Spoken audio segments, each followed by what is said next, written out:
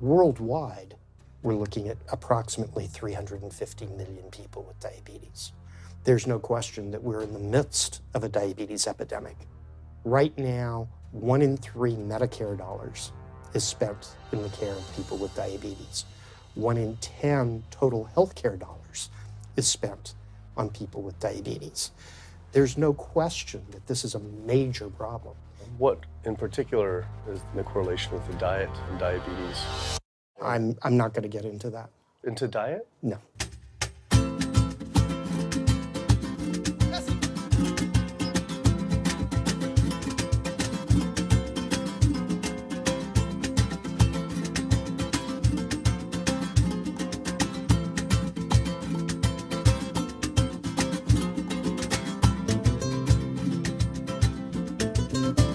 My name's Kip. I'm a filmmaker from San Francisco and I have a confession to make.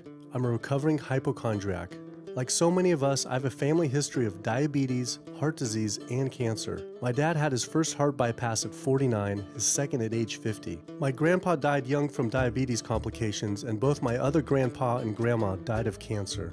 I was always paranoid that I would also get one of these diseases. Like any good hypochondriac, WebMD Symptoms Checker was essentially my browser's homepage. Even in my teens, I took Metamucil every day and a daily aspirin. I read all the latest self-diagnosis books, I ate every multivitamin I could get my hands on, and I was obsessed with bodily functions. I followed all the large health organizations' recommendations for preventing disease. I exercise regularly, don't smoke, don't drink soda, get enough sleep, reduce stress, and grew up eating what I thought was a healthy diet. Until... World Health Organization this morning has classified processed meat such as bacon and sausage as carcinogenic, directly involved in causing cancer in humans. Processed meat is clearly linked to an increase in cancer. Hot dogs or bacon could be just as dangerous as smoking cigarettes. The World Health Organization had looked at over 800 studies from 10 different countries, finding a direct link to consuming processed meat and cancer. Just one serving of deli meats daily increases your risks of colorectal cancer by 18%. I had no idea that what we ate affected cancer rates, but I never felt like I had eaten a lot of processed meats until I realized that processed meat includes hot dogs, bacon, sausage, salami, ham, pepperoni, cold cuts, and deli slices, basically everything I grew up eating. The World Health Organization classifies processed meat as a Group 1 carcinogen, the same group as cigarettes, asbestos, and plutonium, and classifies red meat as a Group 2 carcinogen. Was this like I had essentially been smoking my entire childhood? If processed meats are labeled the same as cigarettes, how is it even legal for kids to be eating this way? I thought this was new information, but many of these studies have been around for 50 years. I couldn't believe I'd been eating processed meats virtually my entire life and was just now finding out how dangerous they are. Why hadn't I been hearing about it from the American Cancer Society, the largest cancer group in the nation? When I went on their website, I was shocked to see that none of this information was featured on their homepage. But even more shocking, on their Eat Healthy page, they actually encouraged eating Group 1 carcinogenic foods like processed turkey and canned meats. This is after the World Health Organization reviewed over 800 studies definitively linking processed meat to cancer. Thank you for calling your American Cancer Society. My name is Sam. I'm a cancer information specialist. How may I help you today? Hi, I was calling because I was wondering why you all recommend people to eat processed meat on your website, which the World Health Organization has classified as a Group 1 carcinogen, which is in the same class as tobacco smoking, asbestos, and plutonium. This would be like a lung association having a how to roll your own cigarette section on their website. It's kind of the same thing. But let me just place you on a brief hold because He wasn't able to answer my questions and said someone would get back with me. I had always been concerned about cancer because both my grandma and grandpa died of cancer. I wondered if things would have been different had they known the link between diet and this terrible disease. In the US, 1 out of every 4 deaths is from cancer. Oh, sweet. American Cancer Society rep confirmed an interview this week.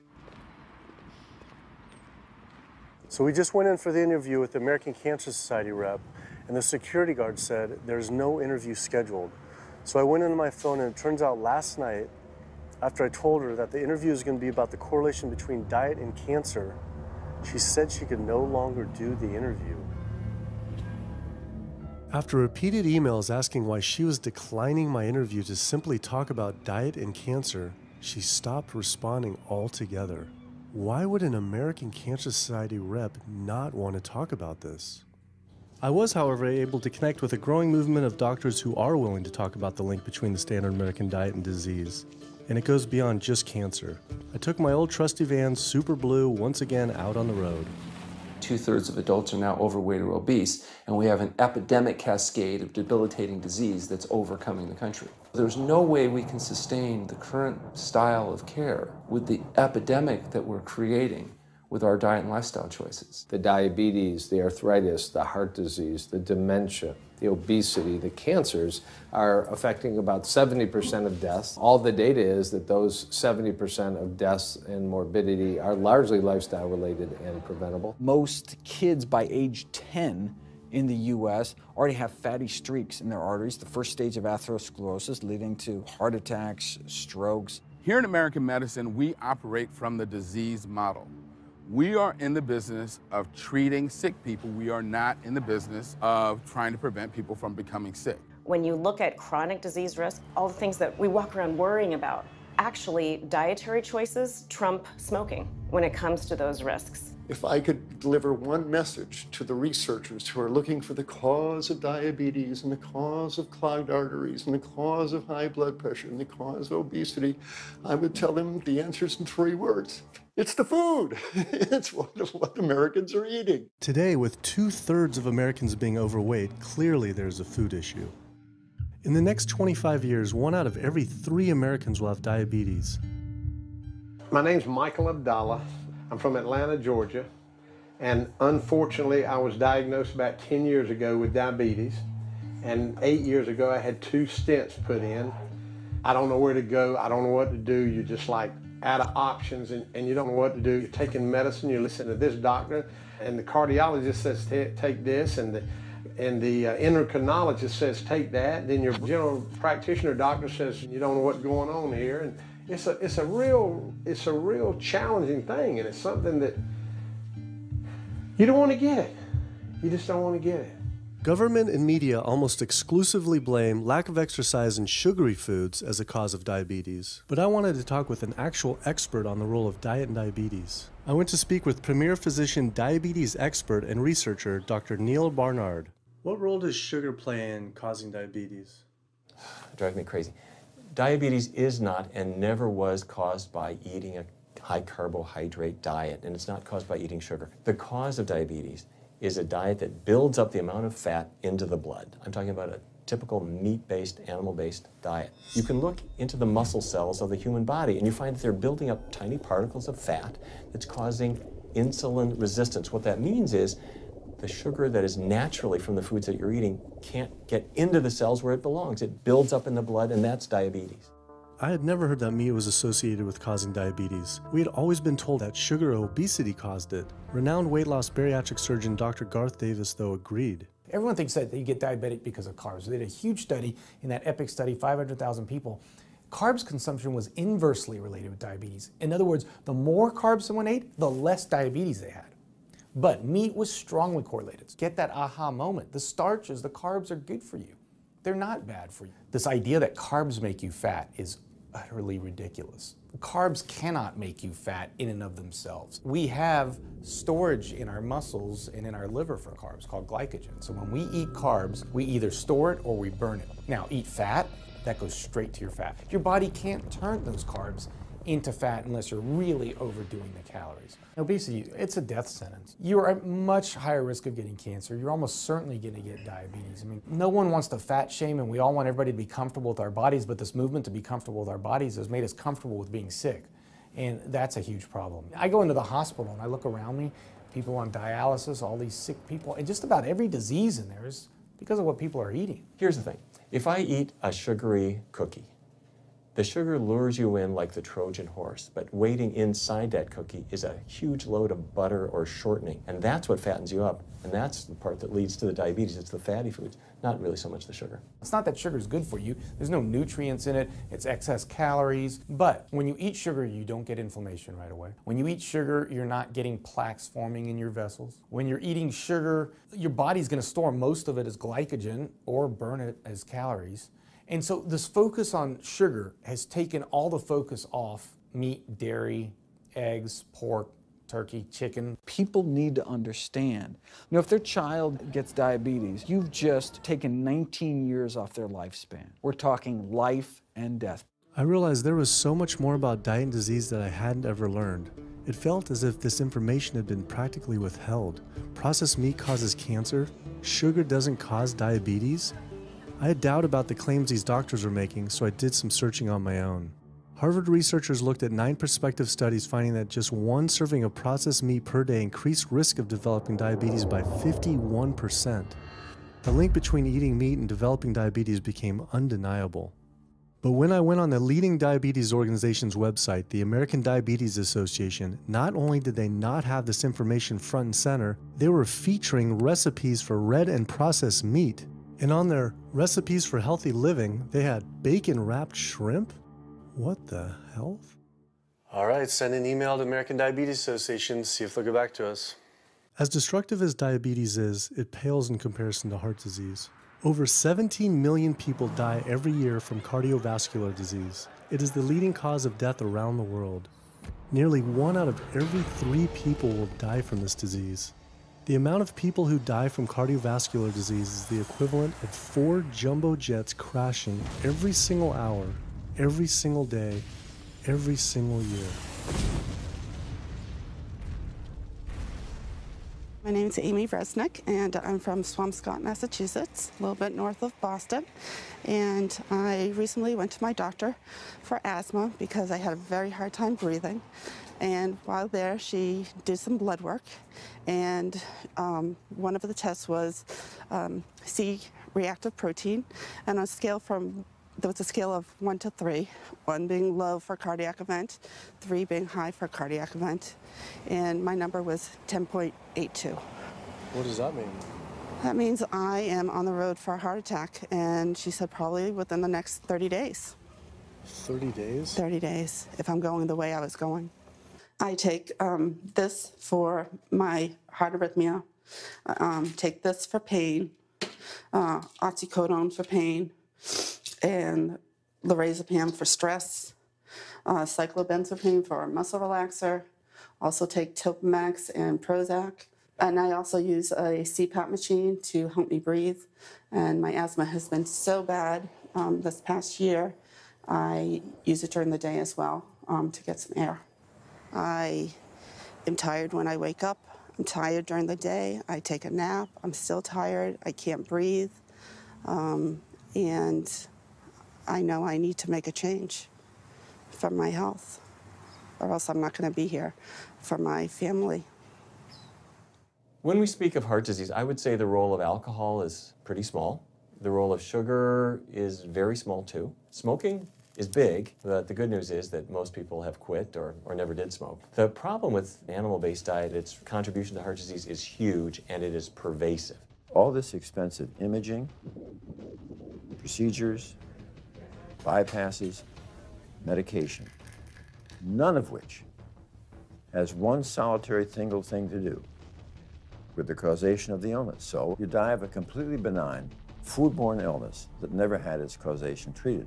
When we eat these kind of dead meat bacteria toxins, within minutes, you get this burst of inflammation within your system such that you basically paralyze your arteries. You get this stiffening of the arteries, their inability to relax normally in half. So it's not like decades down the road eating unhealthy, there'll be some damage. No, we're talking damage right then and there within minutes of it going into our mouth. Many people are given the diagnosis of Alzheimer's disease when it's not true Alzheimer's at all. The vast majority of people suffer dementia due to their tiny blood vessels in their brain clogging up up and their nerve cells being shortchanged of oxygenated blood. And guess where that blood vessel dementia comes from? Those little tiny arteries are clogging up from that steady stream of fat, cholesterol, etc. It's really quite clear from the standpoint of cancer and the standpoint of cardiovascular disease that animal protein plays an enormous role.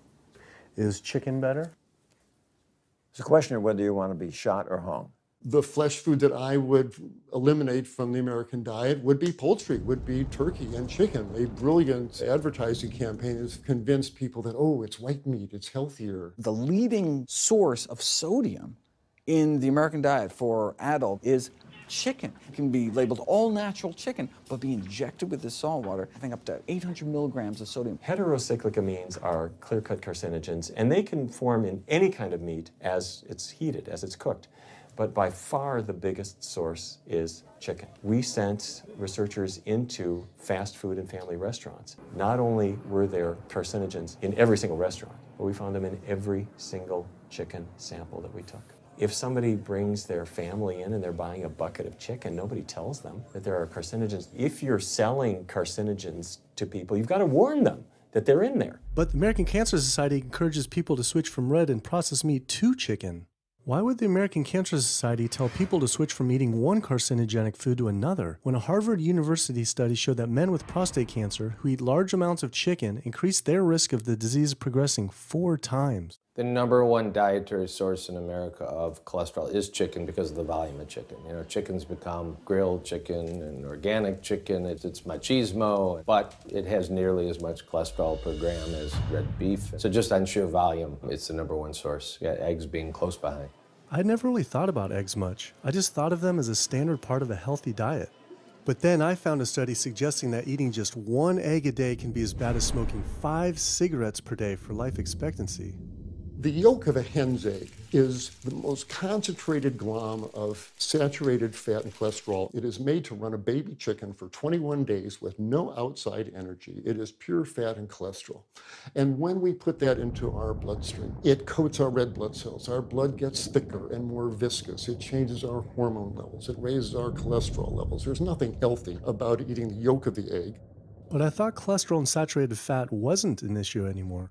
You know, these saturated fat studies that have come out trying to vindicate saturated fat, this is a campaign by the dairy industry, right? #1 source of saturated fat is dairy. It's not meat. 2008, the global dairy industry got together at a meeting and explicitly, read their agenda, was to neutralize the negative impact of milk fat by regulators and medical professionals, unquote. So what did they do? They funded studies. The main study that started the whole saturated fat media craze was funded by the National Dairy Council. The egg industry similarly funds studies that confuse consumers by making claims that eggs don't negatively affect heart function. That is, only when compared to eating a McDonald's sausage McMuffin? So what they're really saying is that eating eggs is just as bad as eating a McMuffin. When you eat foods like beef or steak or a processed meat, a hot dog, you're not just getting saturated fat. You're also getting other additional toxins that are in that food. There's heme iron, carcinogens, processing chemicals. This is all a lot more complicated than just looking at saturated fat. You know, the strategy is not on making their products any safer. The strategy is to just try to confuse the public, to introduce doubt. You know, there's a famous tobacco industry memo. It's called "Doubt is Our Product." That's all they had to do. They didn't have to convince Americans that smoking was healthy, right? They just had to introduce doubt. Then they would win. If there's just enough controversy, people kind of throw up their hands, I don't know what to eat. Confusion is their game. I really don't think people thought what they ate led to heart disease. They think, oh, it's genetic, my parents had it. And I don't think people really think that what they ate led to diabetes. I think, oh, my parents had it, I was gonna get it. And certainly cancer, they don't think that way. People have bad lifestyles that they've inherited environmentally. They've been exposed to a certain way of eating and living that they've carried on into their adulthood, passed on to their children. That is why they go on to develop the same diseases that their parents and grandparents may have had before them. But it is not inevitable. Even if you have a genetic predisposition, doesn't mean it's going to necessarily manifest. And what determines whether it manifests or not may be those epigenetic variables, the things that you can control, the environmental factors, the dietary factors, the lifestyle factors. So we can actually change the expression of genes, tumor-suppressing genes, tumor-activating genes, by what we eat, what we put into our body. So, you know, even if you've been dealt a bad genetic deck, you can still reshuffle it with diet. I had always thought that I would develop heart disease at a young age because both my dad and grandpa had heart attacks. I was taught that they were genetic, but their heart attacks probably had less to do with genes and more to do with their diets high in meat. That's why when I went on the American Heart Association's Heart Healthy Recipes page, I could not believe they had an entire section on beef recipes. This was just like the American Cancer Society encouraging eating Group 1 carcinogens on their site. Meatloaf, pork loin, steak on your recipe list? Are you kidding me? It's like this menu is trying to give people heart attacks. Your website, we noticed Heart Healthy Recipes, and we were kind of bewildered by why there's a bunch of recipes on, a whole section on beef recipes, and there's also a section on egg recipes when there's such a strong link between beef, red meat, and heart disease. I honestly don't know because I don't do that, I guess. That's not what I do. Another organization rep that wasn't able to answer my questions, but he said that he'd have someone get in touch shortly. I was, however, able to talk to the president of the American College of Cardiology, Dr. Kim Williams. So the American College of Cardiology is a 47,000 member and growing organization with a dedicated mission to reduce heart disease and to improve patients' lives. And if you look at the incidence of hypertension and diabetes and mortality in men, they actually get reduced as you go higher and higher in terms of how much you restrict animal products. What about fish? So fish is a little different. You've got the 4 worries, which is PCBs, mercury, saturated fat, and cholesterol. And the cholesterol is all over the place.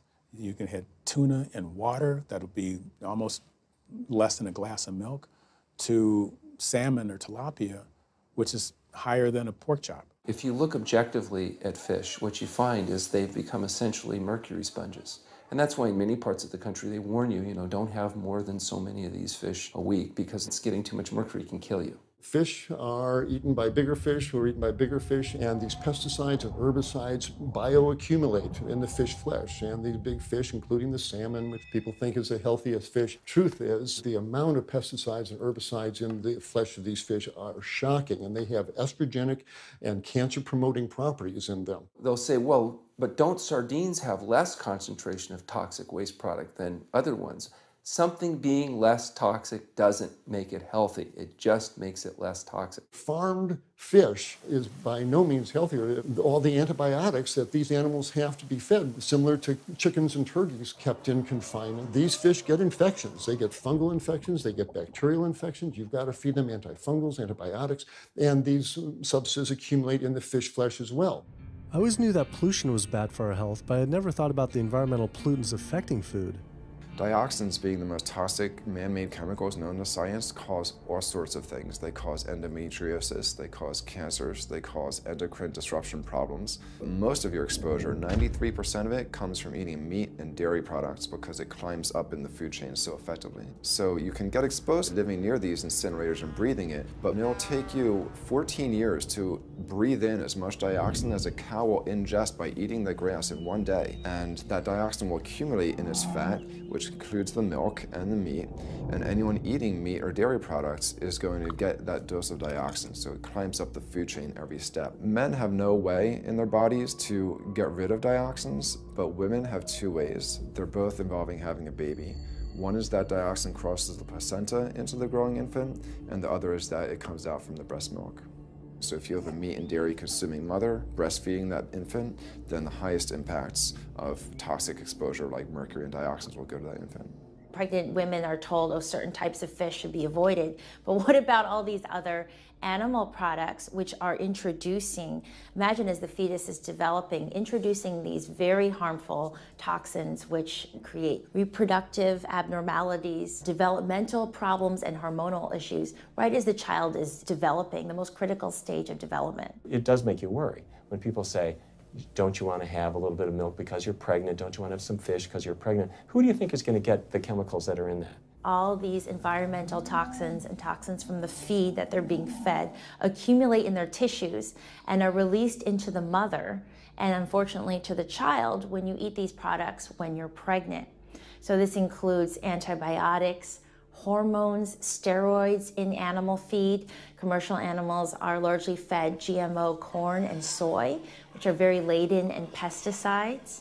PCBs have been banned since the 70s, but they persist in the environment.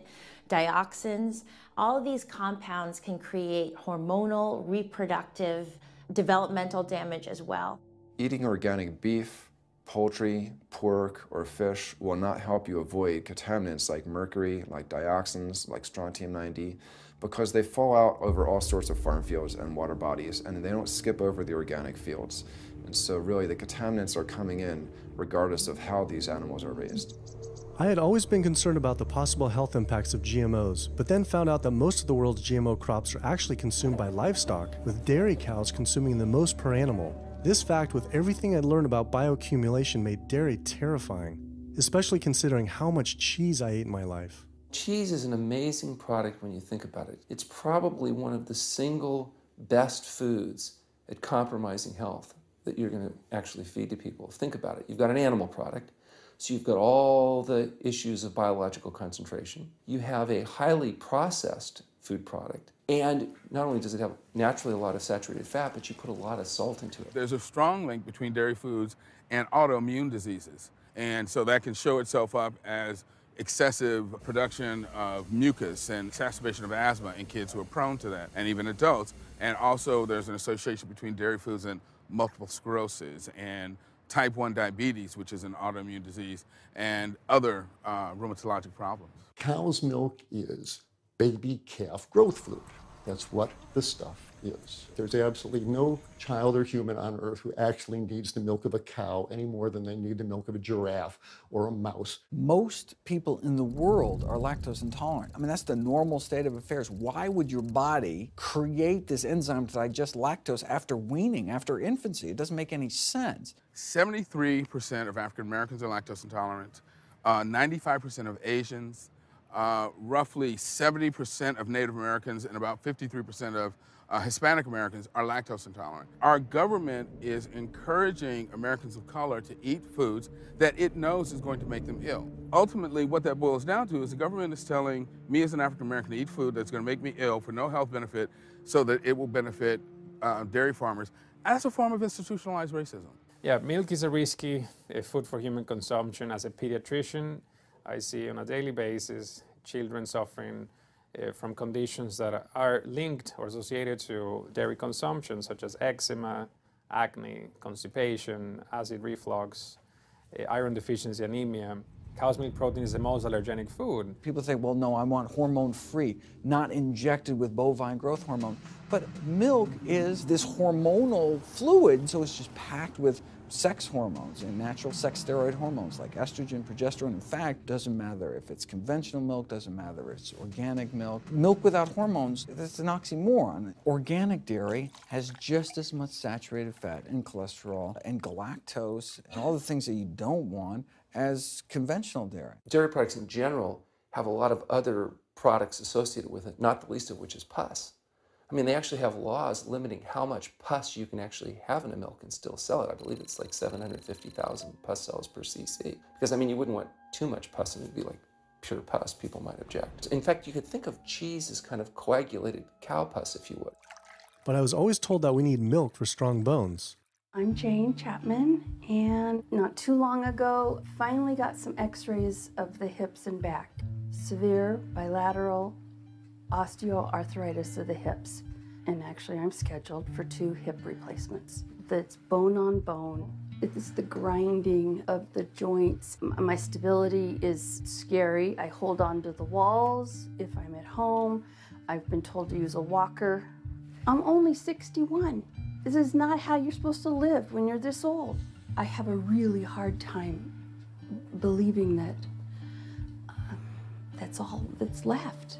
Researchers have studied bone development in kids and whether they get stress fractures and that kind of thing. And the kids who drink the most milk have 0 protection. Milk does not build strong bones. Harvard researchers have looked at a large group of older women. Over an 18-year period, the milk drinkers had 0 protection from fractures. So this old notion that somehow milk is going to build strong bones or protect your bones later in life, it's a myth. People that drink milk have higher rates of hip fractures, have more cancer, and live shorter lives. It turns out that countries with the highest dairy consumption also have the highest rates of osteoporosis, so clearly drinking more milk doesn't protect your bones. Doing more research, I found that dairy was linked to many different types of cancer as well. Just like many of us, I thought that the majority of cancer was due to genes, but only 5 to 10% of cancer is actually genetic.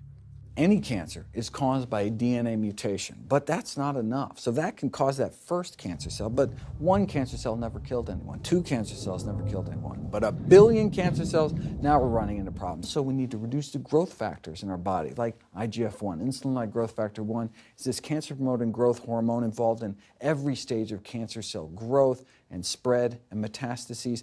Any animal protein boosts the level of IGF-1. Dairy products increases your risk for various forms of cancer, especially those related to your hormones. So breast cancer, prostate cancer, ovarian cancer. So this is not a product, even in its most pure state, you want to be consuming because it does come with risk. I found out that dairy can increase a man's chance of getting prostate cancer by 34%. And for women who've had breast cancer, just 1 serving of whole dairy a day can increase their chance of dying from the disease 49%, and dying from anything 64%. Why weren't breast cancer sites like Susan G. Komen warning everyone about this? For calling Susan G. Komen, this is Jocelyn. How may I help you? Okay, so we're wondering why you don't have a huge warning about the dangers of consuming dairy on your website when there's a direct link to breast cancer. There was a study published in the Journal of the National Cancer Institute that found out women consuming dairy who has had breast cancer increases their risk of dying of breast cancer 49%. I was wondering why it's not on your website. We cannot answer these types of questions. Once again, another health organization rep saying someone else would have to answer my question. Rather than risk being stood up again, I went straight to the local Susan G. Komen chapter to see if they would answer my questions.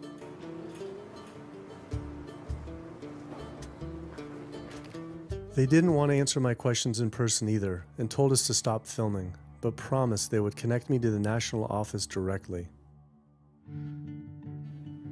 Susan G. Komen's Pink Ribbon campaign had done a lot to raise awareness for breast cancer, although it was confusing to see pink ribbons on dairy yogurt containers. Breast cancer can be prevented with a healthy diet and lifestyle, but we're not. We're talking about pink ribbons and putting all the money into research for the cure. I, for one, know that I would want my daughter, my mother, me, I want to focus on not getting to that point, and that's where I would like to see more energy and effort put. I had been a hardcore cheeseaholic virtually my entire life, despite the risks, but like so many others, I seem to have been addicted to it. It turns out that the casein protein, that's the main protein in dairy products, and particularly in cheese, it breaks apart in the human digestion to create what are called casomorphins, casein-derived, morphine-like compounds that go to the brain, and they attach to the very same receptor that heroin attaches to.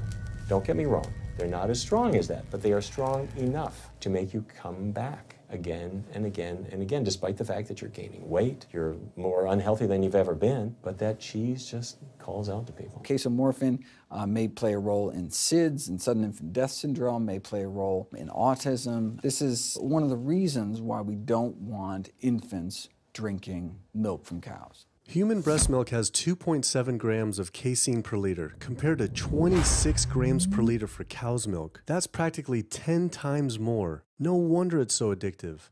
This talk about addiction made me think about all the drugs animals are fed. I went to the headquarters of the Center for Food and Safety, the nation's leading FDA government watchdog group, to see how concerned we need to be about drugs in our food. So that we know of, there are at least 450 different drugs that are administered to animals, either alone or in combination. These drugs are given to animals for a variety of reasons, very, very few of which are actually beneficial to consumer health. We've got drug companies that work real hard to make sure they can sell lots of drugs to people raising cows, pigs, and chickens. The pharmaceutical industry sells 80% of all the antibiotics that it makes in the United States to animal agriculture. Antibiotic residues are found in meat, other antimicrobials are found in meat, there has been ractopamine found in meat, there's been hormones found in meat. So right there you're talking about 4 different drugs that could be, in the same piece of meat. The pharmaceutical company is supposed to show the safety of animal drugs. They're not really testing to see what the impacts of these drugs are on humans. They're really looking to see what the impacts of these drugs are on animals. When we try to get information on some of the health studies and the environmental studies, from federal agencies, we get back page after page of blacked out information because the company claimed confidential business information. Consumers have no idea what is in the products that they consume. So how sick something makes me and how bad it pollutes the environment is a secret for a company. In the animal agriculture industry, as in the tobacco industry, these companies really have a vested interest in making sure that the public doesn't have information about their effects and what risks are really posed to consuming them. Have this system where animals are living in their own waste, they're living next to animals that are sick or even dead, and they're stuck in cages with these animals, that bacteria tends to spread, so that the pathogens that are being created in these filthy conditions are breeding resistance to antibiotics, and the public are becoming exposed to those. We already have people dying from salmonella and other things that you eat. We're having about 3,000 people die every year in the United States. That's more than the number of people that were killed in 9/11 in the Twin Towers in New York. If we had some terrorist organization killing 3,000 people a year, we would be all over it. The antibiotic-resistant bacteria deaths that we have, on top of that, you get 20,000 people dying a year. That's 7 9/11s every year. Can you imagine if that many people were being killed by some terrorist group in the United States every year? We would find them. You know, the World Health Organization has said we're nearing a post-antibiotic era in medicine. You'll be at risk in minor surgeries to have a fatal infection. You'll be at risk going to the dentist if you have a tooth extracted. Or it'll be like Civil War medicine. You get an infection in your leg and you cut your leg off. So you have this very dangerous situation. By crowding these animals in, they become a perfect engine for generating a new flu virus that can come out into the community. If you lived near a swine spray field, not even the CAFO, but the waste disposal field, you were 3 times more likely to have a MRSA infection. You can't see how it impacts the average person's life in Duplin County, North Carolina, and not be a little upset about it. From an environmental standpoint, from a community standpoint, from all other aspects, North Carolina, we're in a state of emergency. We've already had bouts of swine flu, or H1N1 as they prefer to refer to it. That particular swine flu incident was originated on a farm here in North Carolina. There's approximately the same number of hogs in North Carolina as there are people. Between 8 to 10 times the amount of feces is produced by a hog, an adult hog, as compared to an adult human. 10 million pigs in North Carolina produce the waste equal to 100 million humans. This is the equivalent of the entire U.S. eastern seaboard flushing their toilets into North Carolina. But there is no waste treatment. The pigs' waste falls through slats in the floors of the sheds they are forced to live in. It is then pumped into giant waste pits, which leach into rivers and streams, and is pumped out unfiltered onto fields, further polluting the environment and neighboring health. When you go back and you look at where these hog facilities are located, there's a disproportionate number of them that are located near communities of color, low-income communities. It is definitely a human rights issue. My sister, she have asthma, and you know, her brother, he have asthma. He's 3, and we don't know what she might have. I have asthma, I have sinus, I have sarcoidosis, that's the bacteria, and I have a pacemaker, which is 6 sinus syndrome. But you know, mostly everybody in this neighborhood got asthma or either cancer. My neighbor there died from cancer probably just last year. My nephew down the street, he's got cancer. He's in terminal cancer, stage 4. Not a smoker, not a drinker. And it's not in his lungs. It's in his lymph nodes. But see, if you live here and saw the way they do, you wouldn't eat no pork. Well, I don't eat bacon because I know where it comes from. When they die, they go into a box and they decompose because they swell especially from the heat.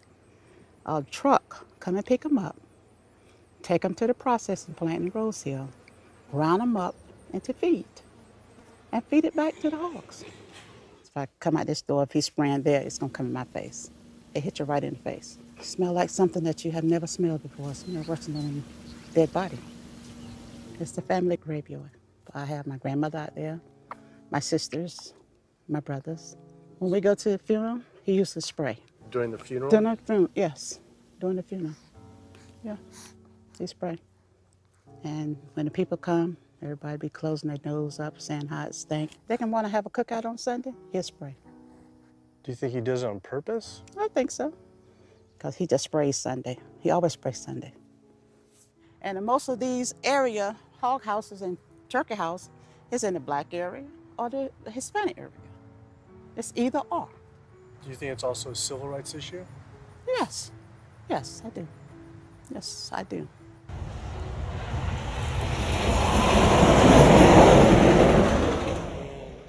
There have been times in the past that I have gotten ready on the Sunday, gotten ready to go to church and come out, and the smell was so strong that I had to go back and regroup because it got in my clothes and I just couldn't go to church smelling like hogs, you know. I just couldn't do it. So I don't think the government cares. They care more about cooperation than do people, individuals. And they're going to keep on, they're going to put more chickens in this state. This is the feast season. You're in capital of the world right here in North Carolina. My state. Look, there's a blue line stream right here comes into my property almost, and the Contentney Creek right here. I've seen that blue line stream that filled with feces and urine from that hog pen, and they can say, well, we feed the world. They're not interested in feeding the world. They're interested in making money. You take the money away from it, they'll let the folks starve. Because if you want to feed the world, you can feed the world with more corn, using corn and wheat and stuff like that, and you can meat. Meat is a luxury item. When we're doing things that hurt other people, we're wrong. But a lot of good people will sit there and eat bacon knowing that it's causing someone else to be very unhappy. I woke up the next morning to find the Burden River had experienced another massive fish kill from the pollution running off hog farms. Tens of thousands of fish were washing up on shore. All this talk about health, I realized that I was only focused on personal health. But health started to mean so much more to me. It was about health of my family and our communities. I couldn't under good conscience support an industry that I knew was harming others. Pollution from animal agriculture isn't just an issue in North Carolina, though. Raising animals for food produces more greenhouse gases than the entire transportation sector. It is a leading cause of rainforest destruction, species extinction, ocean dead zones, and freshwater consumption.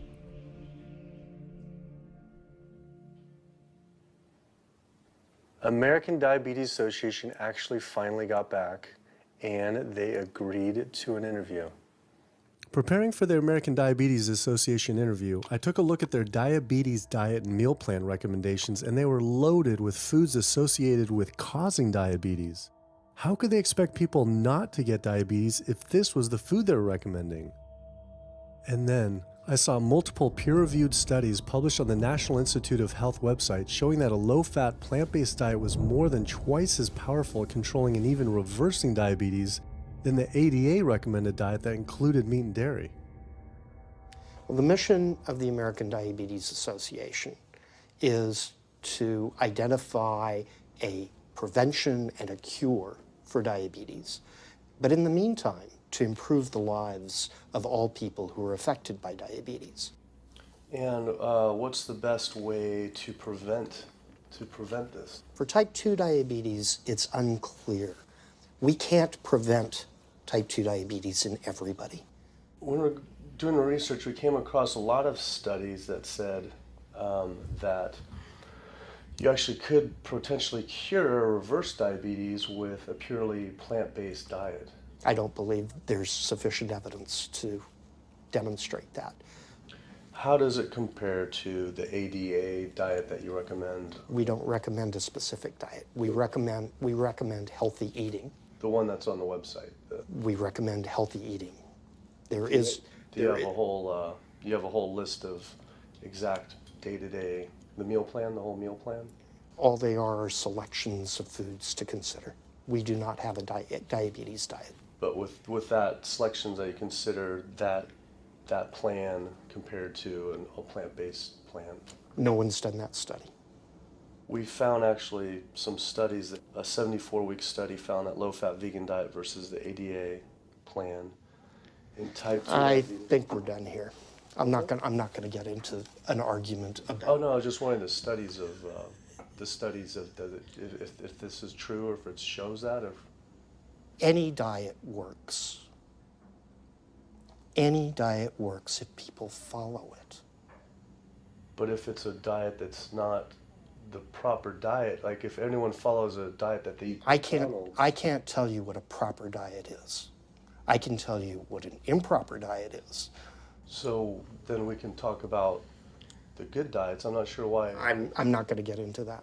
Into diet? No. Why not? If that's where you want to go with this, I'm sorry, I'm not the person that you should be talking to. And why is that, though? If that's what you want to get into, I'm not the person you need to be talking to. Who do we talk to about diet? You can talk to anybody you want. But that's interesting, though. Why not recommend a diet? Because the data don't exist to support it. But if we see data that we looked up that supports it with, like, you know, the NIH, in Europe, the European Association of Diet. We're done. I'm sorry. I'm not going to get into that argument with you. No, it's not an argument. I'm not going to get into the argument. Why is it an argument? It's just talking about in European study of diabetes and other places that have studies, why... There are lots of studies. Why is it even an argument? There are lots of studies in the literature, many of which have never been replicated or, frankly, are wrong.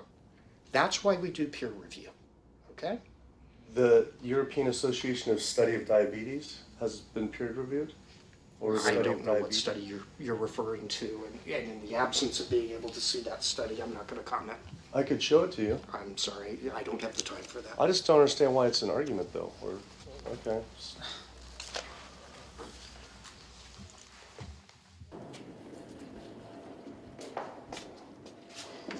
That was interesting. What he wanted to talk about was people living longer with diabetes. But once you mention eliminating diabetes or prevention, oh, whoa, now you cross the line. Prevention and cure, whoa, let's not go there.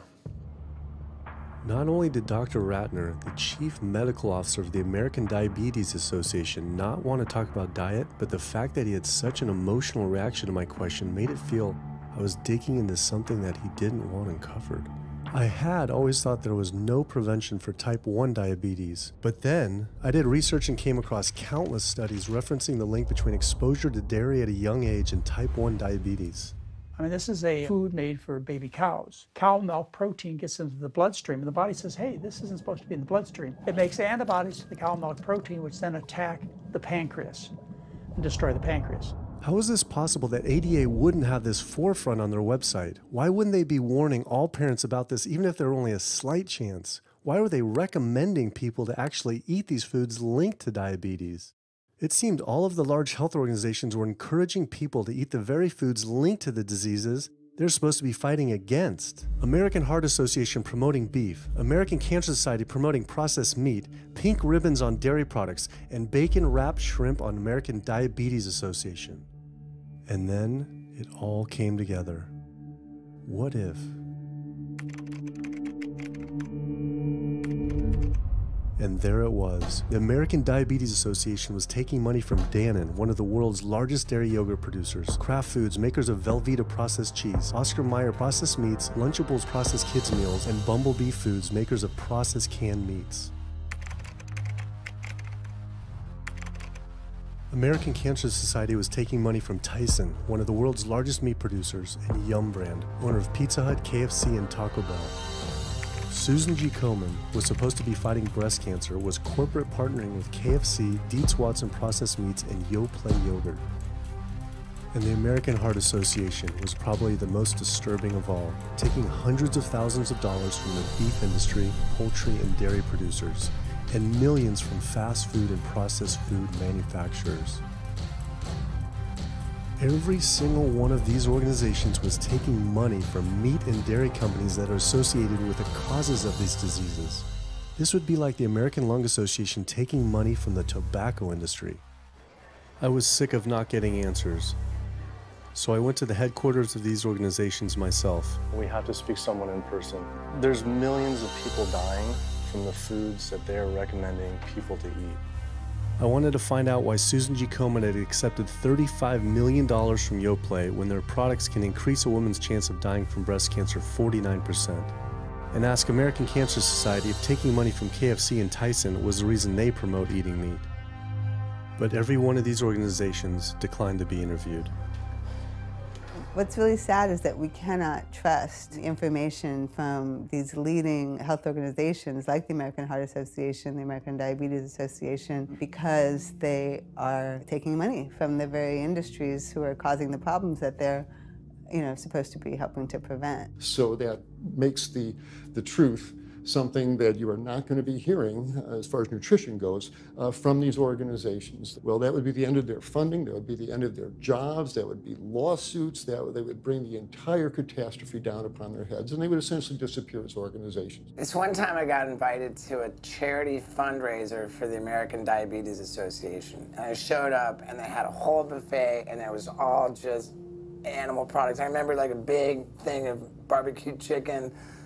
And I was like, I stormed out. I said, like, serving chicken at a diabetes event is like serving alcohol at an AA meeting. It just doesn't make sense. We had scheduled to film an interview with a prominent surgeon, but before we could get inside the building, the hospital's media relations manager stopped us. Actually, I understand that Dr. said that you could film here today, but unfortunately that's not going to be able to happen. I know that he advocates for patients changing their diets, but the hospital makes money off these surgeries, and the reality is he does too. So we can't do anything that's going to negatively impact the hospital, so unfortunately you're not going to be able to film here today.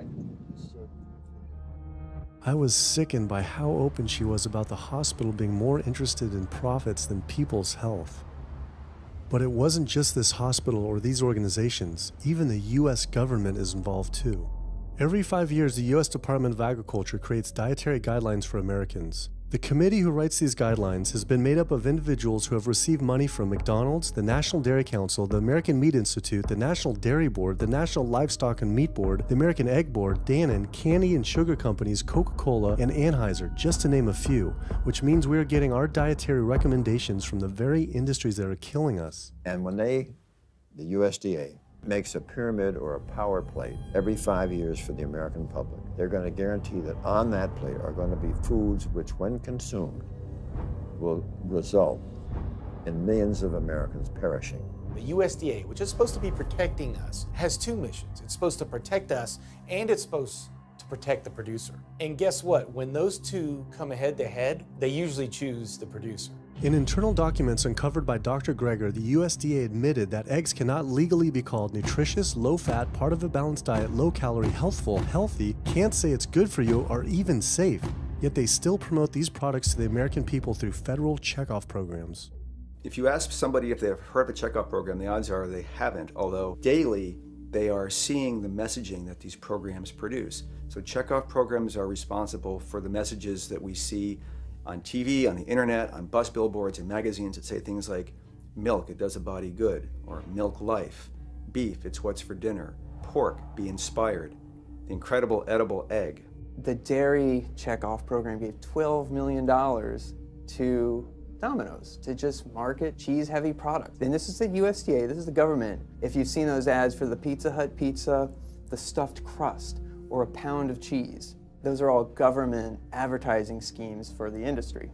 How can we put more cheese on beef? How can we put more milk in a coffee? Things like that to just drive consumption of these just unbelievably unhealthful products. So McDonald's, for instance, has 6 people staffed full-time, according to records we've found, whose salaries are paid for by this government program, but funded by the producers who are regulated by it. And these 6 people sit there at McDonald's headquarters and just come up with ideas. Triple cheese decker McCheese muffin stuffed bacon cheese slider? With extra cheese? Nice. Yes. You don't think of it on a day-to-day basis that these are government programs. The Wendy's bacon double cheeseburger, government program. The steak fajita at Dunkin' Donuts, government program.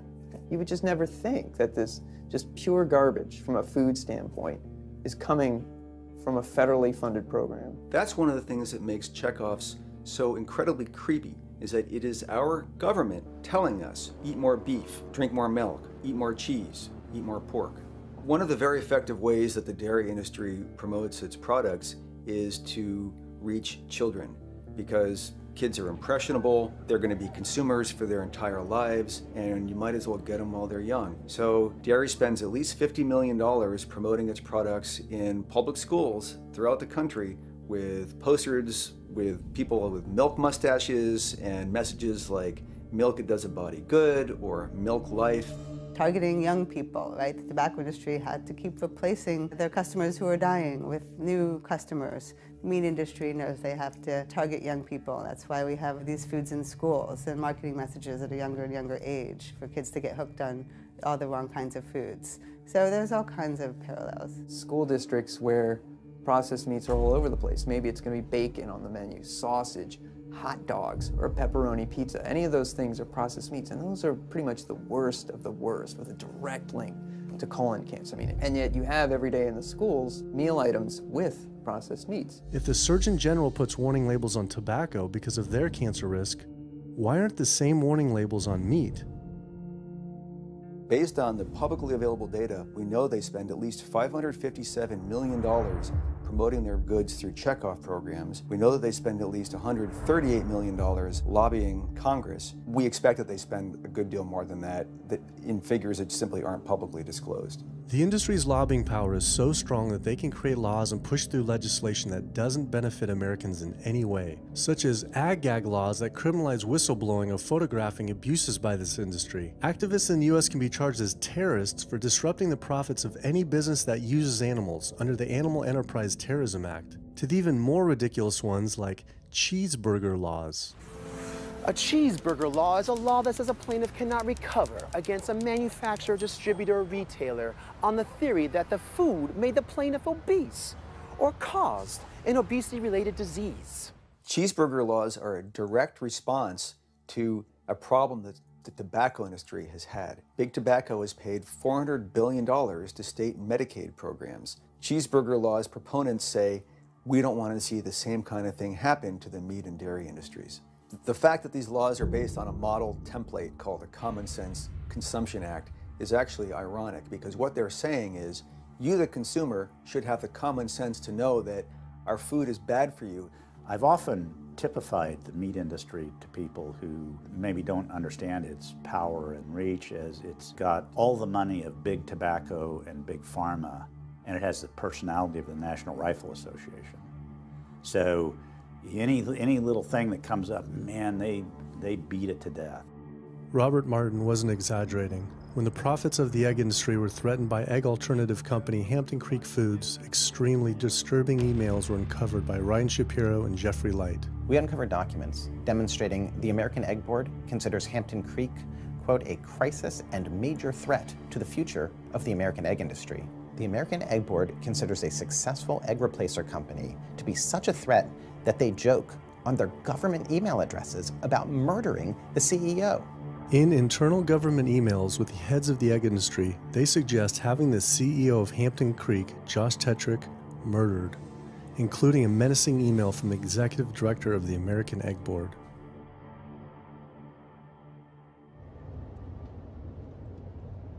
The meat producers don't have to pay for the heart disease or the environmental destruction or any of the other externalities, as economists call them, that their products cause. You know, then there's the whole pharmaceutical aspect of it, and the fact that there's a very strong pharmaceutical industry and lobby that has a huge stake in preserving the status quo. And these chronic diseases, these are the cash cows of the pharmaceutical industry. You have a $5 billion stent industry. Do they ever want to see that go away? We've got a $35 billion statin drug industry. Do they ever want to see that go away? I'm talking about the pharmaceutical industry effectively controls what doctors are told. Most research isn't put into prevention, it's put into the medication that we might use for that particular disease.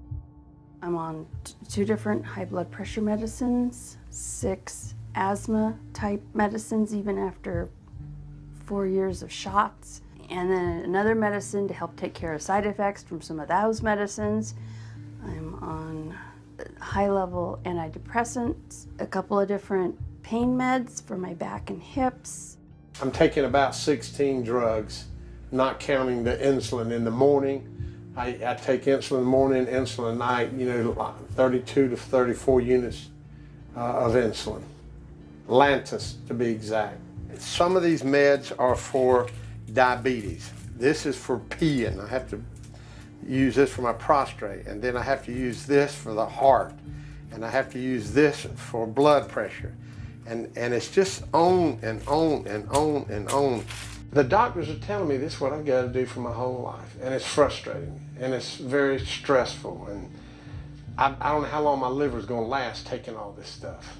Under conventional medical treatment, whether it be for autoimmune disease or even conditions like high blood pressure or diabetes, you're told that you have to take drugs, and not just for a week or a month or a year. You're told you have to take drugs forever. You're guaranteed that if you follow your doctor's advice, you'll be sick forever. You'll never get well. That's the guarantee. Because the strategies are all about manipulating the symptoms, not dealing with the underlying cause. You come in with that diagnosis, you get a bunch of pills that have nothing to do with the disease causation, or you get these procedures that have nothing to do with disease causation. It's a deception to say this pill will help you unclog your arteries, this one will save you from a stroke. No, it doesn't. The people who take the statins, etc., they still get their heart attacks, they still get their strokes. This does not reverse disease. This does not make plaques smaller. This is a fraud of massive proportions. In the US, treating chronic disease such as heart disease, cancer, and diabetes is a $1.5 trillion industry. That's the GDP equivalent of the 10th richest country in the world. I went back and dug deeper into the health organization's funding, and there it was again. These organizations were accepting millions of dollars from pharmaceutical companies that are making billions of dollars from the very same diseases these health groups are supposedly trying to end. It seemed like a major conflict of interest, unless ending these diseases isn't really the goal. The pharmaceutical industry spends more money on lobbying than any other single industry. Just like animal agriculture, they are so powerful they write their own laws that have had activists imprisoned to silence them. Government's in bed with anyone that gives them the most money, which is the pharmaceutical industry, which is the animal ag industries. Like, they are pumping the government full of money and resources, and in return the government's giving them what they want: subsidies, imprisoning activists that go against them. And I think it's quite telling that these industries are working so hard and spending so much money to criminalize people for simply taking a picture, for simply recording what's going on inside of these facilities and making it known to the public. They're behind walls, they're underground, they're in these secret facilities that no one knows about. But if they did, they would be shocked and outraged. And I think people would not want to think that their pharmaceuticals, that their food are coming from these places. And that's why I think the ag laws are what they are, is because they are trying to silence people into not speaking out and not showing the truth. I finally realized how deep the collusion truly is between government and these industries, and how dangerous it could be to expose them. These concerns intensified after meeting the USDA whistleblower who revealed mad cow disease in the US meat supply. USDA operates like the military. So when I got on TV and that, right away USDA sent out memos to all the veterinarians and food inspectors. If anybody from the media ever contacts you, do not talk to them. Refer them to Washington, D.C., and we will talk to them. So right away, shut up everybody.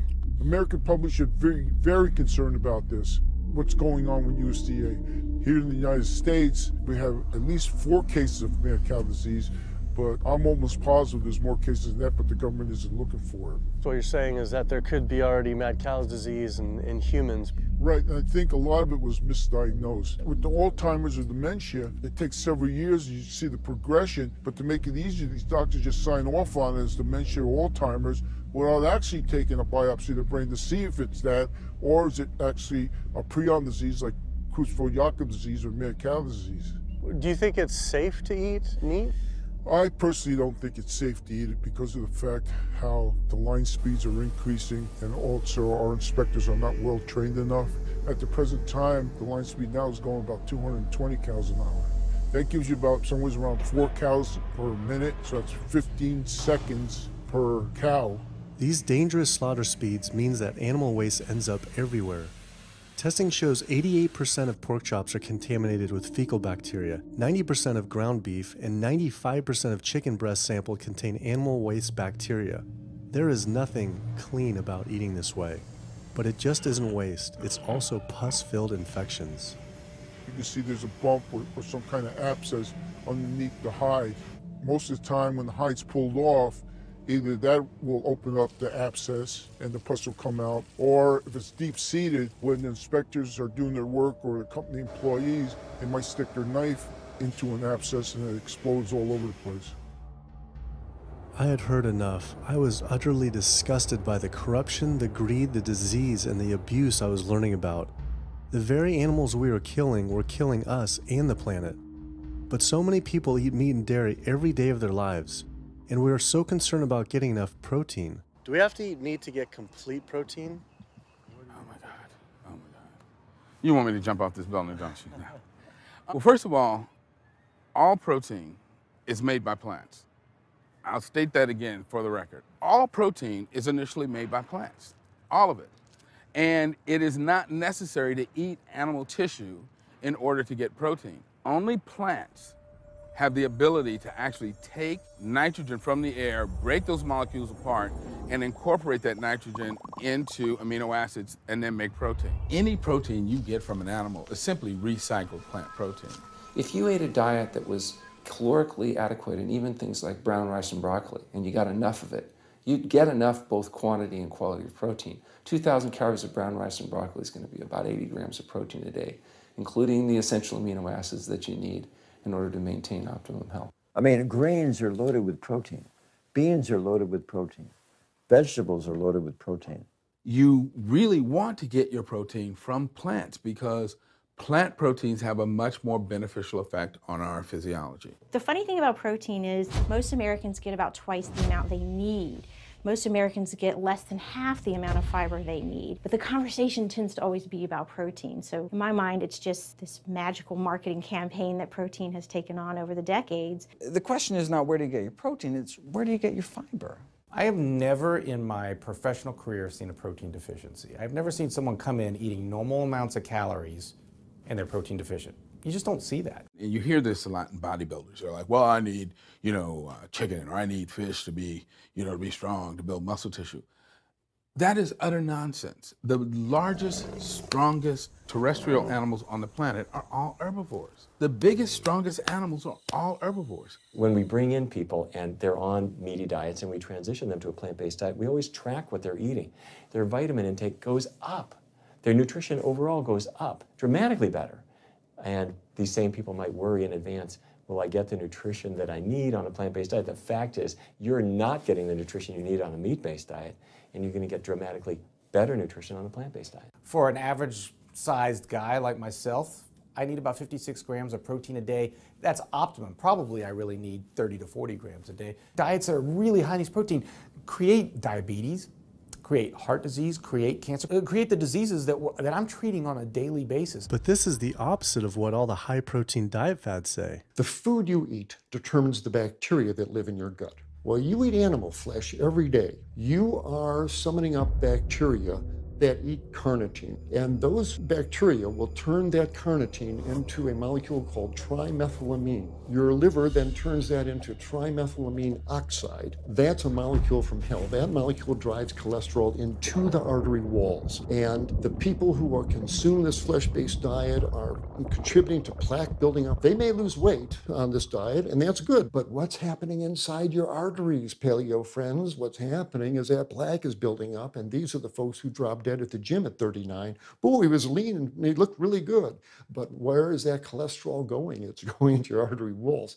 So I believe these paleo folks are setting themselves up for an epidemic of clogged arteries, colon cancers, autoimmune diseases. This is not a healthy diet. We are not carnivorous apes. Humans' closest living relatives are chimps, who get 97% of their calories from plants and the remaining 3% mostly from insects. Comparing the anatomy of true omnivores like bears, who eat both meat and plants, to frugivores like primates, who eat almost exclusively plants, the differences are pretty clear. Frugivore teeth have flat molars for chewing plants, where omnivore teeth are serrated for stabbing and tearing flesh. Frugivore jaws can move forward and back and side to side. Omnivore jaws cannot. Omnivores have much stronger stomach acid for digesting meat compared to less acidic stomach acid of frugivores. The intestines of frugivores is 9 times their body length compared to 3 times for omnivores. This is because meat will putrefy in the gut unless it is moved through quickly. If humans were indeed true omnivores, we would need to change our physiology and appearance quite a lot. But we fit every requirement of a frugivore. We may behave like omnivores, but anatomically, we're frugivores. Human beings, unlike bears and raccoons, and to some extent dogs, don't have that mixed anatomy and physiology that you see in the true omnivores, and thus we are not true omnivores. In humans, the canines have become really small and rounded and actually function like accessory incisors. They're utterly useless for ripping and tearing anything other than an envelope. So the idea that the mere presence of the canine somehow means that we're supposed to eat meat is silly. He was right. I always thought my canines were for meat, but what kind of animal could I actually kill and eat raw with these tiny teeth? The thought alone was disgusting. I mean, everybody loves a smoothie made with fruit and even some vegetables, but if you think about putting a fish or a piece of beef in a blender and grinding it up, the thought is absolutely repulsive. All these diseases I had learned about were from eating a diet our body wasn't designed for. What would happen if we started eating a diet our body actually was designed for? The data is crystal clear that you can stop and reverse heart disease with plant-based diets. Scientifically shown, I've seen it in my own patients. People who adopt low-fat plant-based diets can actually reverse their heart disease, and that literally means watching the plaque start to go away, something they didn't think could happen. My experience with patients is, and those studies show, that when people adopt a fully plant-based diet, their cholesterol levels plummet within a few days. And if you do blood tests in a couple of weeks, you'll see dramatic improvements. Yes, your numbers are going to look great within a week or two. Your cholesterol can come crashing down. In fact, if you're on medications, your doctor may have to pull off your blood pressure medications so your blood pressure don't drop too low because it can work too good. Like that, the side effect is not having to take drugs. In a groundbreaking study published by Dr. Esselstyn following patients suffering from cardiovascular disease, 99.4% were able to avoid major cardiac events by going plant-based. Because it's not just heart disease. It's hypertension, it's diabetes, it's strokes, it's heart attacks, it's several of the autoimmune diseases, lupus, asthma, GERD, osteoporosis. I mean, there's a multitude of diseases, even rheumatoid arthritis. It can be so dramatic. When you see these poor souls with just absolutely crippled with rheumatoid arthritis go plant-based, then they come off their medication. I wanted to follow up with Jane Chapman, who had been suffering from severe osteoarthritis, and I could not believe what I saw after only a few weeks of fasting and changing her diet. So it's so amazing. See, like this only a few weeks later. I know. From going from the walker, needing wheelchair assistance at the airport, to strolling down the street, enjoying the fresh air, the sunshine. 2 weeks. It's all it took, 2 weeks to get off all the meds and start to feel the inflammation just kind of drain out of the body, where the movement was much easier. Just a lot of healing occurred very, very rapidly just by doing the right things for your body. When you're treating diseases with drugs, you know, there's one drug you take for cholesterol, a different class of drugs you take for high blood pressure, different class of drugs you take for diabetes. But with diet, a plant-based diet affects all these diseases, one diet to kind of rule them all. The impacts of eating this way go far beyond ourselves. By getting rid of heart disease alone, we would save up to $48 trillion in the USA, 3 times the US GDP. Conditions like high blood pressure, you don't have to take the drugs the rest of your life and be sick forever. What you can do is live in such a way that it gives the body a chance to heal itself. We took 174 consecutive patients with high blood pressure, and 174 people were able to lower their blood pressure enough to eliminate the need for medication. For inflammatory bowel disease like Crohn's, the best remission rates ever achieved through plant-based diet. MS, multiple sclerosis, the best results ever achieved compared to any medical, surgical, any kind of intervention was a plant-based diet. You can see that with every sequential reduction in animal products, people live longer, they have less heart disease, they have less cancer, they have less diabetes. You can actually take human cancer cells, you put them in a petri dish, and you can drip the blood of those eating vegan, get about 72% suppression in human prostate cancer cell growth in vitro. They wanted to try this again with women and breast cancer. So they said, let's see what a plant-based diet can do. After just 2 weeks, their bodies cleaned up. You drip their blood on the same carpet of cancer cells. You can clear off the whole plate. This is after just 2 weeks eating healthy, which raises the question, what kind of blood do we want in our bodies? My background is in industrial and systems engineering, and that was my career path for a long time until I got thyroid cancer, and everything changed from there. I decided that I wanted to try alternative methods and treatments rather than have surgery and have my thyroid removed, which meant I'd be on medication forever, and I didn't want that. I just started reading how a plant-based diet can heal the body, and it has worked for so many people. So I immediately just switched to a completely whole food plant-based diet. After a year, the cancer was completely gone, and my thyroid had shrunk to normal size, and I was completely free of that. This was tough to believe. Couldn't this all just be from eating healthier though, like no sugar? Turns out Dr. Walter Kempner from Duke University back in the 1940s was reversing some of our worst killer diseases with diet alone. And the diet he was using was not only strictly plant-based, but it was made up of white rice, fruit, and table sugar. And he was reversing diabetes, he was reversing malignant hypertension, reversing heart disease, the diabetic complications, reversing diabetic blindness. So these people basically had death sentences, went to him, and were given basically sugar, this horrible diet, but it was strictly plant-based. If this information had been around since the 1940s, why don't all doctors know this? We're not taught about the power of food in medical school. No one is taught that the changes that we make with our diet are probably the single most powerful thing we can do to determine our destiny. It trumps our genetics. Why isn't your doctor telling this?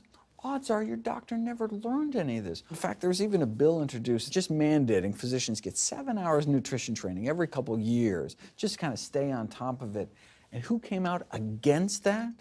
The California Medical Association. Even the family physicians, the surgeons, all the mainstream medical groups came out opposed. It's 7 hours, that's a lot, even if it's over 1 4-year period. So they're not just kind of neutral, but they're actually actively opposing nutrition education. Ironically, when patients come to doctors with questions, they assume that the doctor knows something about nutrition, and so it's kind of a double whammy that doctors haven't been taught much about nutrition. Why don't we hear about this from dietitians when nutrition is their entire specialty? Turns out the American Nutrition and Dietetics Association puts out nutrition fact sheets written by the industries themselves. The industries pay $20,000 per fact sheet and explicitly take part in writing them.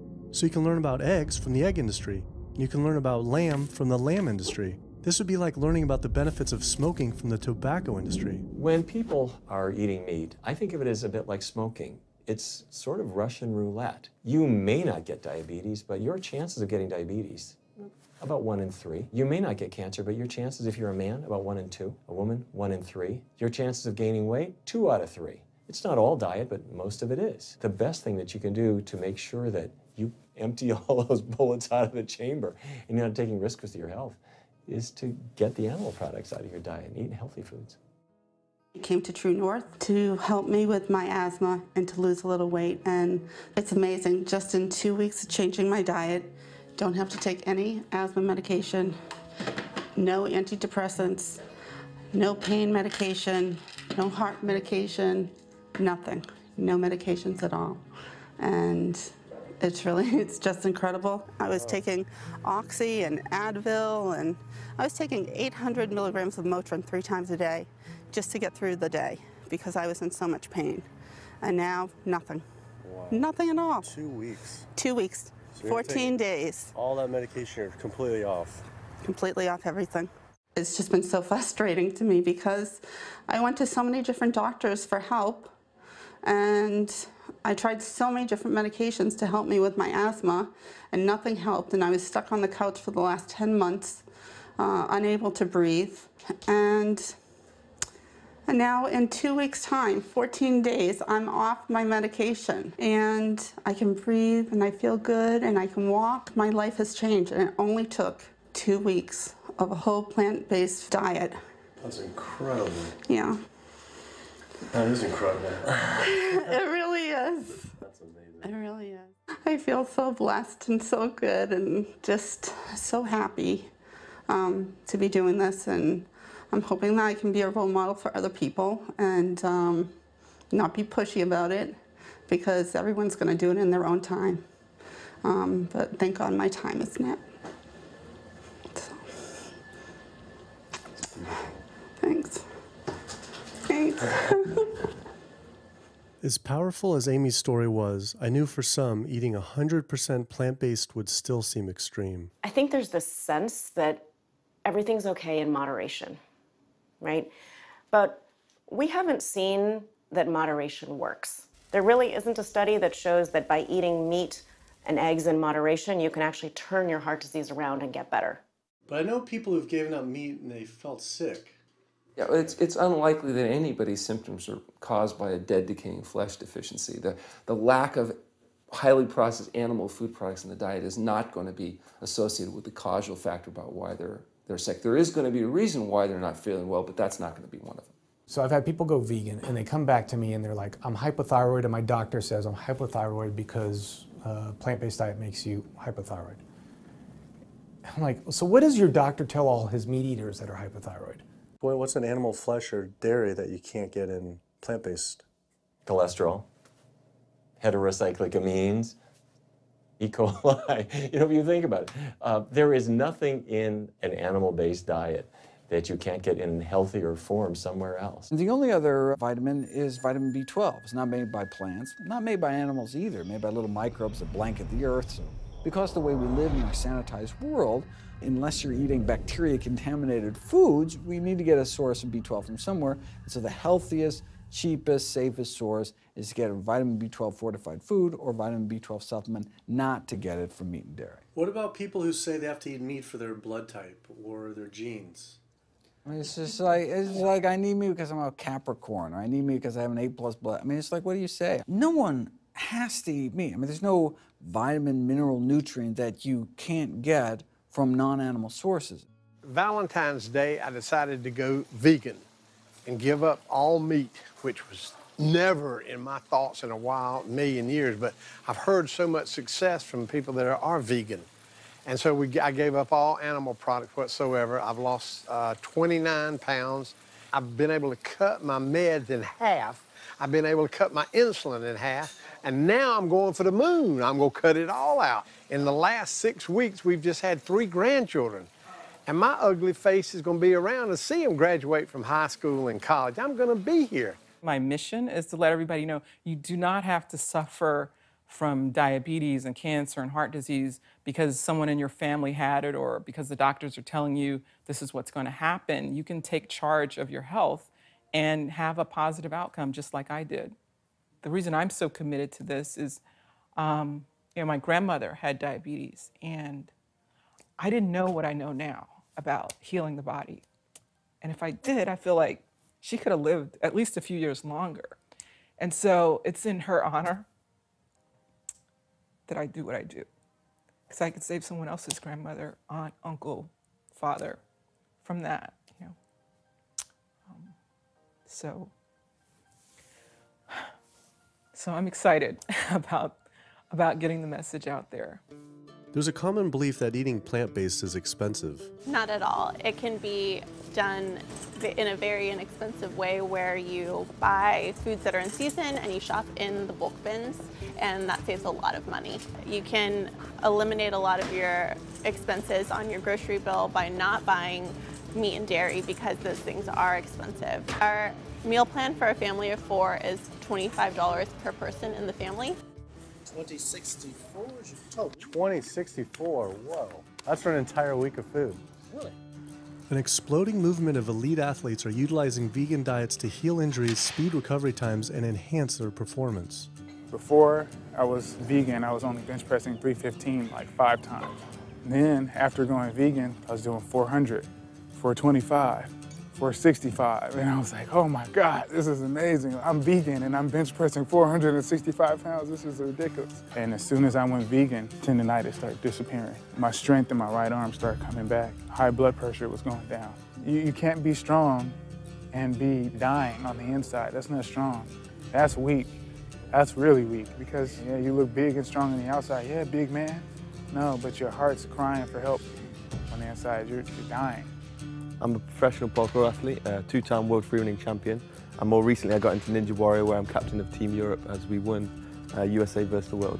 For something like Ninja Warrior and parkour specifically, you really need to have a good strength to body weight ratio. So I was carrying mass that I really didn't need. And when I went vegan, I lost 15, 20 pounds. I was more agile, I was more efficient, more stamina in my body. Just that extra bit of pop that I didn't have before, it just gave me that extra strength of this is a very vibrant way to live. It can enhance you as an athlete. For me, 100% better athlete than I was before. It unlocked a whole new chapter of my training. The science is there, the health is there, the athletes are there proving that you don't need to eat dead animals to be strong, to be healthy.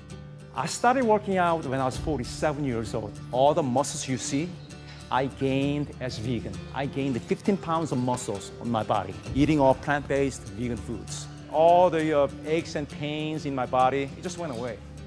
Because I'm not ingesting so many inflaming foods, the acidic foods that animal products are. Gorillas, rhinos, and elephants, they all get their muscles and strength from eating plants. That's what I do. I travel all around the world for my surfing, and I've always been able to eat vegan. I feel like if you want something, you can make it happen. I just don't make any excuses. I would never not be vegan now that I know all the benefits and now that I know how it feels to be vegan. Every aspect of my life has been improved by adopting this lifestyle. I feel better, I perform better athletically, I sleep better, my energy with my kids is better, my focus at work is better, everything is better. My skin cleared up, kept myself trim for 9 years now doing this. All I can tell you is that I felt and I continue to feel better than I ever felt before. My friend Jason Lester and I were the first people to do this challenge called Epic 5, which entailed doing 5 Ironmans on 5 Hawaiian islands in under a week. An Ironman is a 2.4-mile swim followed by a 112-mile bike and then running a marathon, 26.2 miles after that. So we did 5 of those in a row on 5 different islands in a little under a week. Yeah. You almost die? Yeah. Where'd you die? So I guess the famous question, where'd you get your protein in there? From plants. Like so many people, I was looking for excuses not to change my diet. But once I finally did, I felt liberated. Within days, I could feel the blood running through my veins with a new vitality. Within weeks, I felt a transformation throughout my entire body and mind. Not only could I survive on a purely plant-based vegan diet, I could thrive. I felt amazing. I competed in my first marathon in 6 years, training half the amount and beat my personal record by 23 minutes. Less than a month later, I did my first full Ironman. Although I could possibly get away with eating a little bit of meat and dairy without ill effects to my personal health, I could no longer willingly support an industry I knew was causing so much suffering to communities, families, and all life on the planet. A whole new world opened up. I felt whole again, connected to a greater sense of what true health is, and where true health doesn't end with me, but begins with us. If people adopted a plant-based diet, the changes we would see in our individual health, in our national health situation, and in this physical environmental world we live in would be so profound. I mean, today, you can say, I'm not going to eat that stuff anymore. It's one thing that I can do myself personally to make a difference. It will give you a greater sense of well-being and happiness when you know that, one, you're not destroying your health every time you sit down to eat, you're not promoting cruelty, and you're not damaging the earth. I don't want my gains to be at the detriment of the planet of other things. And yet I'm not weaker, I'm stronger. That's the beauty of it. When you're altruistic, when you make choices for the greater good of others, it comes around, benefits me as well. It benefits us all. Studies show that we can not only survive, but we can thrive. I just feel this is a great way to live, not harming other beings when we can be healthy and happier. I love it. It's a great life. I never thought that I could feel this good at this age, and I just want everybody to feel this way. I feel like a 20-year-old. I'm almost 50. Nothing tastes as good as healthy feels, basically. And so the choices that we make every single day, day in and day out, around our food, has the capacity to bring us true health and optimal wellness, not just individually, but collectively, as a species and for our planet. We're not going to live forever, but while we are alive, we can live well. And for me as a doctor, that's what I want to see. Where there's a will, there is a way. And I believe that.